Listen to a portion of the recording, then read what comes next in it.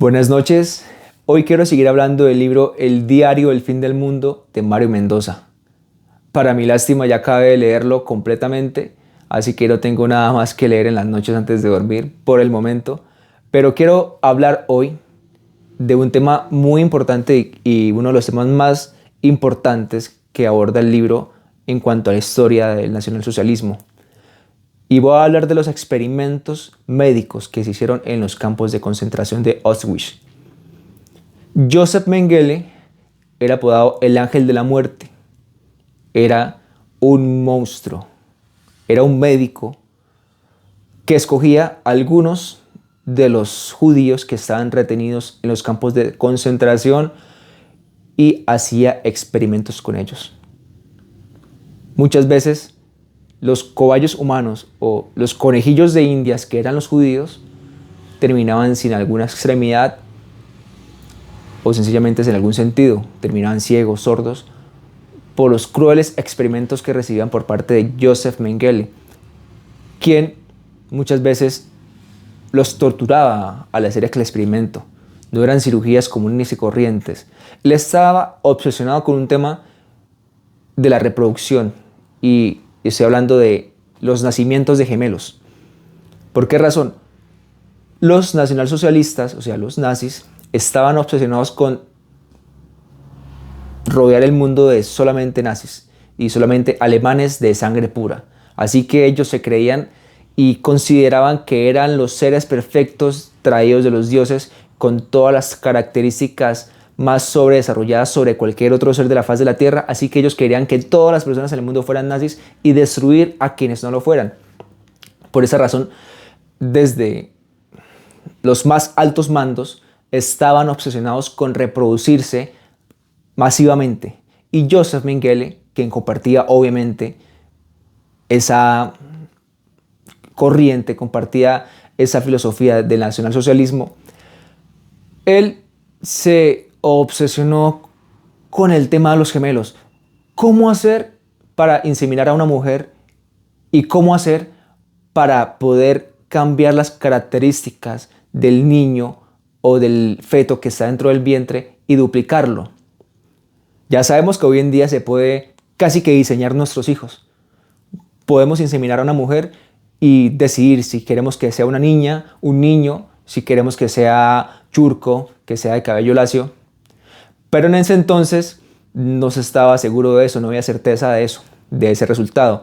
Así que Joseph Mengele experimentó. Obviamente Alemania ya contaba con una alta gama de elementos industriales médicos para él poder, para por lo menos Joseph Mengele, poder hacer sus experimentos y contar con las herramientas que le permitieran buscar y encontrar esa sustancia, buscar esa respuesta, buscar esa parte de nosotros en la que se puede manipular la genética.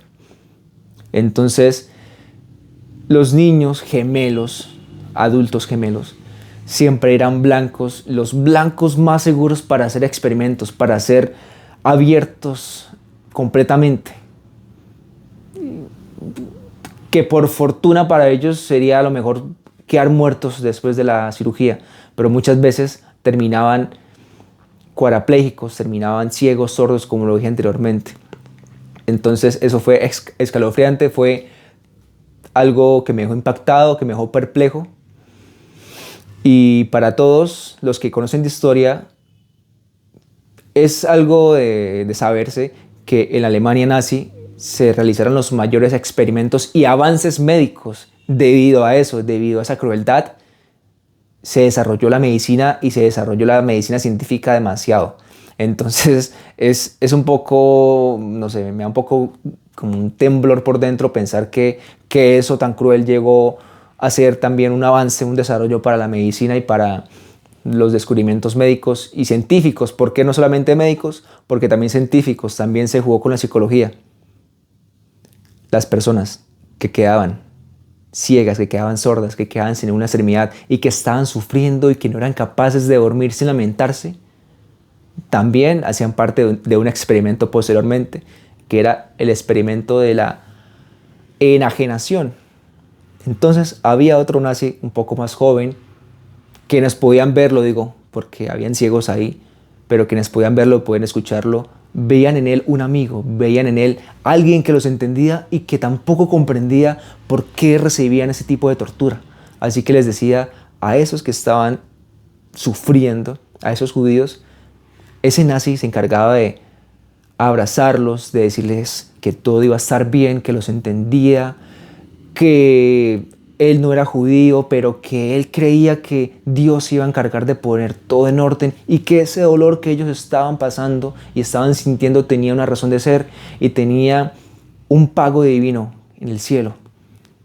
Él los acariciaba, les daba ánimo. A medianoche, cuando se levantaban llorando o quejándose algún dolor, él se sentaba al lado de ellos, los acariciaba, les hablaba como un amigo, que los entendía, que los comprendía, que no entendía por qué estaban pasando por eso. Y eso servía para que los judíos que estaban sufriendo bajaran sus índices de dolor.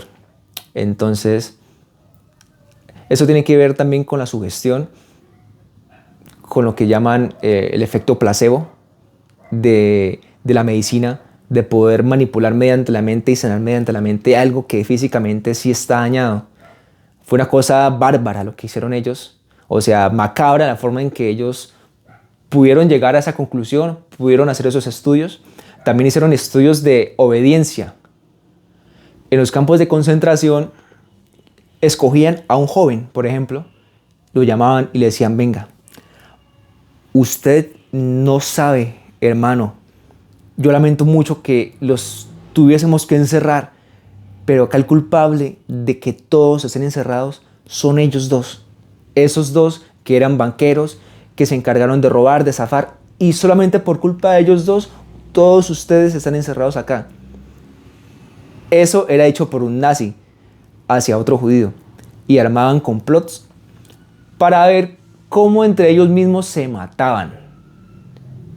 Una cosa bárbara.